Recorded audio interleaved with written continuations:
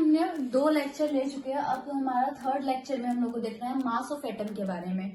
ठीक है, तो देखते हैं मास ऑफ एटम क्या होता है, इसके यूनिट्स क्या होते हैं। ठीक है, इसका आईयूसी नेम क्या होता है, इसका आईबैक क्या होता है। ठीक है, देखते हैं unit of mass of atom. हम लोग मास ऑफ एटम का यूनिट देखते हैं। ठीक है, आईयूसी, इसको इंग्लिश इसका फुल फॉर्म होता है इंटरनेशनल यूनियन ऑफ केमिस्ट्री। ठीक है, और आईयूपैक ऐसे नहीं बोलते हैं। ठीक है, इसको क्या बोलते हैं, आईयूपैक। आई जैसे EYEI यू पैक PACK, ये होता है इसका प्रोनाउंसिएशन। ठीक है, बच्चे हमेशा यहीं पे गलती करते हैं। इसका फुल फॉर्म होता है International Union of Pure and Applied Chemistry. ठीक है, अब देखते हैं unit of mass of atom. हमारा unit of mass of atom क्या होता है, 1/2 mass of 1 atom of C12।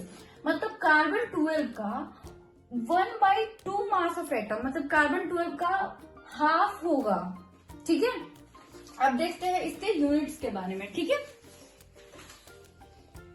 चलिए अब हम लोग देखते हैं atomic mass unit. Atomic mass unit को क्या बोलते हैं, AMU। ठीक है, क्लियर दिख रहा होगा। फिर इसमें नोट हम लोग क्या करते हैं, इसको हम लोग डिनोट करते हैं AMU से।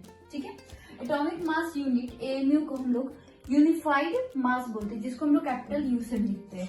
1 AMU is equal to 1.66 into 10⁻24 gram होगा। अब इसी को केजी में करते हैं तो 1.6 इंटू 10⁻⁻27, क्योंकि ग्राम में कितना आता है, 10⁻³ आता है 3। ठीक है, वही हमारे यहाँ पे अटैच हो जाएगा, तो फिर ये कितना होगा 10⁻⁻27। ये AMU क्या होता है, AMU इज ग्रेटर देन ग्राम, और gram is also greater than KG. ठीक है, सबसे बड़ा यूनिट क्या है, केजी है, उससे कम ग्राम, सबसे कम AMU। ठीक है, 1 dozen is equal to 1.66 into 10⁻⁻24 gram.